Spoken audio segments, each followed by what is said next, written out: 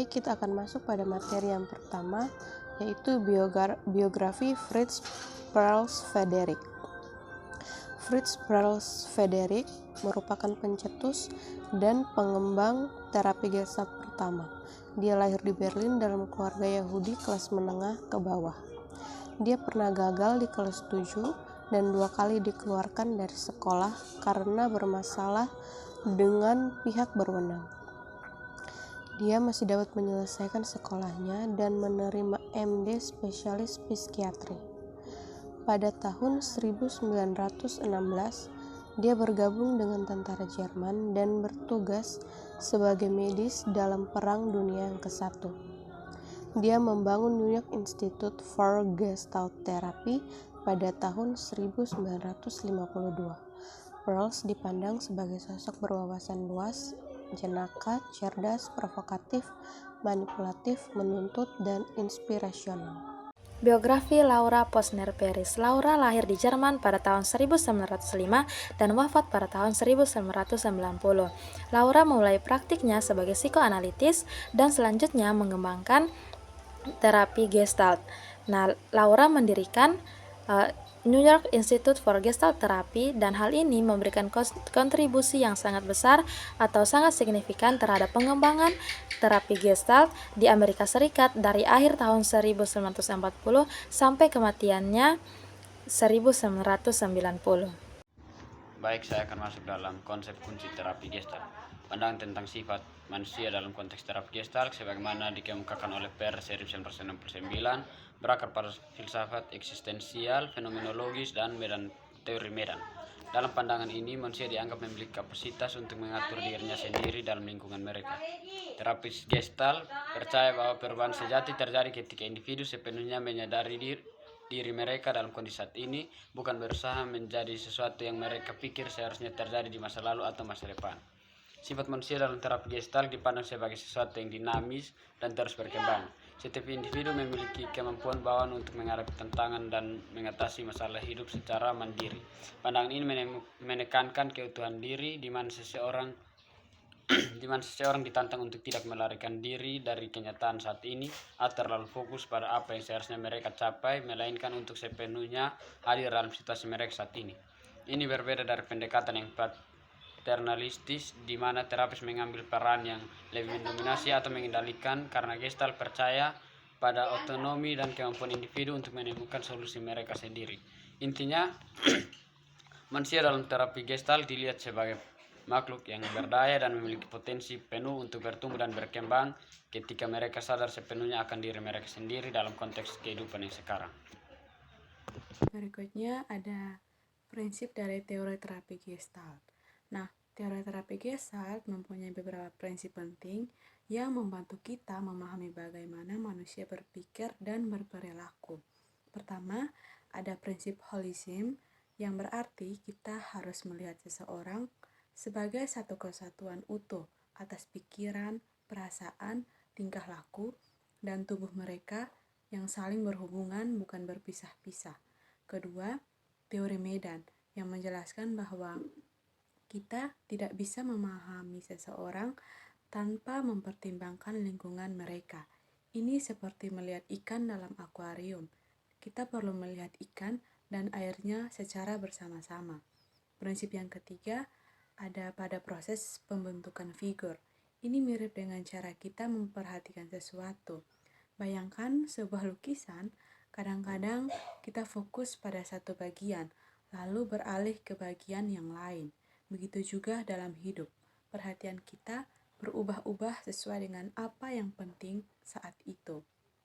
Prinsip yang keempat ada pada pengaturan organisme, yang menjelaskan bagaimana kita secara alami mencoba menyeimbangkan diri. Ketika ada kebutuhan atau perasaan yang muncul, itu seperti mengacaukan keseimbangan kita, dan kita akan mencoba untuk mengembalikannya. Lalu ada prinsip yang kelima, yaitu saat sekarang. Teori Gestalt sangat mementingkan saat ini. Ini berarti fokus pada apa yang kita rasakan, pikirkan, dan alami sekarang, bukan memikirkan masa lalu atau masa depan. Terapi Gestalt akan membantu kita untuk lebih menyadari pengalaman kita saat ini. Misalnya dengan bertanya, apa yang kamu rasakan sekarang, daripada mengapa kamu merasa begitu. Lalu prinsip yang keenam, urusan yang tidak selesai. Ini seperti pekerjaan rumah yang belum selesai. Dalam hidup, kadang ada perasaan atau masalah yang belum kita selesaikan, seperti kemarahan atau kesedihan yang belum diungkapkan. Nah, teori Gestalt percaya bahwa masalah-masalah ini perlu diselesaikan agar kita bisa merasa lebih baik. Yang berikutnya yaitu prinsip yang ketujuh, kontak dan perlawanan terhadap kontak. Kontak berarti bagaimana kita berhubungan dengan dunia sekitar kita. Kadang-kadang kita tanpa sadar menghindari kontak ini. Misalnya, kita mungkin terlalu mudah menerima pendapat orang lain atau selalu menyalahkan orang lain atas masalah kita. Oke, prinsip yang kedelapan ada energi dan ganjalan terhadap energi. Ini tentang bagaimana kita menggunakan energi kita dan apa yang menghambatnya. Kadang-kadang kita mungkin tidak menyadari perasaan kita atau tahu apa yang kita rasakan tapi tidak melakukan apa-apa tentang itu. Prinsip yang kesembilan, manusia sehat versus tidak sehat. Menurut teori ini, orang yang sehat secara mental bisa mengatur diri sendiri, bertanggung jawab atas tindakannya, mempunyai kematangan, dan seimbang dalam hidupnya. Sebaliknya, orang yang kurang sehat mungkin sulit menyadari perasaannya, tidak bertanggung jawab, atau sulit berhubungan dengan lingkungannya.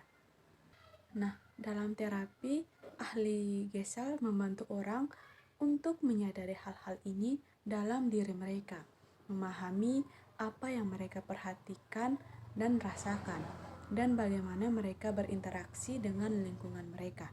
Tujuannya adalah agar orang bisa lebih memahami diri mereka sendiri dan hidup bisa lebih seimbang.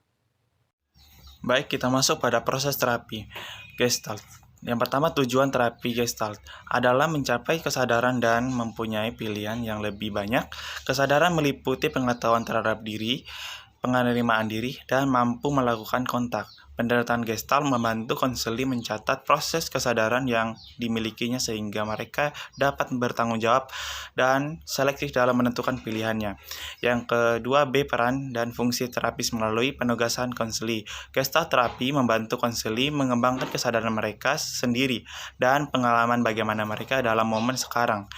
Pekerjaan terapi adalah mengundang konseli menjadi partner yang aktif, di mana mereka bisa belajar tentang diri mereka sendiri. Yang ketiga, C. Pengalaman konseli dalam terapi. Orientasi umum dari Gestalt adalah terhadap dialog. Prals merasa akan mengatakan konseli harus dihadapkan dengan bagaimana mereka menghindari tanggung jawab terapi. Terapi Gestalt membantu interpretasi dinamis terhadap tingkah laku individu atau memberi tahu konseli mengapa melakukan tindakan dengan cara yang tidak pasti. D. Hubungan antara terapis dan konseli. Praktik terapi Gestalt yang efektif melibatkan hubungan pribadi antara terapis dan konseli. E. Landasan proses konseling menurut Press dan Adras 1999. Proses konseling mengikuti 5 hal yang penting sebagai berikut. Yang pertama, permulaan. Permulaan terjadi pada awal konseling, yaitu situasi yang tercipta setelah konselor memperoleh fakta atau penjelasan mengenai sesuatu gejala atau suatu permohonan bantuan dan konselor segera memberikan jawaban. Kedua, pengawasan atau kontrol adalah tindakan konselor setelah permulaan. Kontrol merupakan kemampuan atau memaksakan konseli untuk mengikuti prosedur konseling yang telah disiapkan konselor yang mungkin mencakup variasi kondisi. 3, potensi, yaitu usaha konselor untuk mempercepat terjadinya perubahan perilaku dan sikap kepribadian. Kemanusiaan, perhatian dan pengalaman konselor terhadap konseli secara pribadi dan emosional. Yang kelima, kepercayaan. Dalam konseling diperlukan kepercayaan.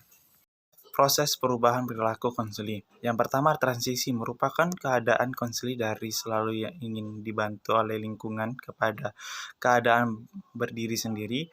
Kedua, avoidance dan unfinished business. Yang termasuk dalam unfinished business ialah emosi-emosi, peristiwa-peristiwa, pemikiran-pemikiran yang terlambat dikemukakan konseli. Ketiga, impasse, digambarkan sebagai individu yang bingung, kecewa, terhambat. Yang keempat, here and now. Penanganan kasus menggunakan orientasi keadaan di sini dan masa kini. Konselor tidak menanyakan mengapa hal ini terjadi. G. Proses dan fase konseling. Fase pertama, pembentukan pola terapeutik agar terjadinya situasi yang memungkinkan perubahan perilaku konseling. Fase kedua, pengawasan yaitu usaha konselor untuk meyakinkan konseli untuk mengikuti prosedur konseling. Fase ketiga, mendorong konseli untuk mengungkapkan perasaan-perasaan dan kecemasan. Dalam fase ini diusahakan untuk menemukan aspek-aspek kepribadian konseli yang hilang. Fase 4, setelah terjadinya pemahaman diri, maka fase ini konseli harus sudah memiliki kepribadian yang integral sebagai manusia individu yang unik. Teknik dan prosedur terapi terdiri dari 4, yaitu yang pertama eksperimen dalam terapi Gestalt. Jadi teknik eksperimen Gestalt adalah penelusuran kreatif dan cara di mana konseli dapat menggambarkan dirinya sendiri dalam tingkah laku. Eksperimen dilakukan dengan cara spontan dan sesuai dengan momen tertentu yang relevan dan proses pembentuknya figuran. Terus yang kedua, mempersiapkan konseli melakukan eksperimen Gestalt. Jadi pendekatan konseli untuk membuktikan bagaimana terapi Gestalt itu tidak akan mungkin bisa dirasakan apabila hanya sekedar membaca atau mendeskripsikan. Terus yang ketiga, peran konfrontasi. Jadi isi penting dari konfrontasi yang efektif adalah menghargai konselor yang cukup peduli terhadap permintaan konseli adalah menyampaikan. Yang keempat adalah intervensi terapi Gestalt. Jadi ini menyajikan uraian ringkasan tentang sejumlah permintaan yang dipergunakan dalam terapi Gestalt. Jadi ini digunakan untuk menunjukkan emosi, menghasilkan aksi, atau mencapai tujuan khusus. Intervensi ini sesuai dengan situasi terapi dan monitoring apapun yang dialami oleh konseli. Oke, baik, sekarang kita masuk pada materi yang terakhir, yaitu terapi Gestalt dalam perspektif multikultural. Nah, ada dua. Yang pertama itu kontribusi terhadap konseling multikultural. Salah satu keuntungan menggunakan eksperimen Gestalt adalah mereka dapat dibuat untuk menyesuaikan secara unik mana individu dapat menginteraksikan dan memahami budayanya. Pendekatan terapi Gestalt membuat konseli menjadi terbuka terhadap prakonsepsi sebelumnya. Secara khusus penting dalam bekerja dengan konseli dari budaya lain. Terapi Gestalt secara khusus aktif dalam membantu orang-orang menginteraksikan polaritas di dalam dirinya. Keuntungan dari menggunakan eksperimen Gestalt adalah mereka dapat disesuaikan dengan cara unik di mana individual merasakan dan menginteraksikan budayanya. Nah, yang kedua, keterbatasan konseling multikultural. Nah, metode Gestalt cenderung menghasilkan level perasaan kuat. Ini berfokus pada pengaruh yang mempunyai keterbatasan jelas terhadap konseli yang secara budaya dikondisikan berlawanan, karena beberapa konseli percaya bahwa terbuka adalah tanda dari kelemahan dan menampilkan kerentanan seseorang. Konselor yang beroperasi berdasarkan asumsi bahwa Ketris dibutuhkan untuk beberapa perubahan kemungkinan menemukan konseli tertentu menjadi semakin melawan, dan konseli tersebut mungkin menghentikan konseling.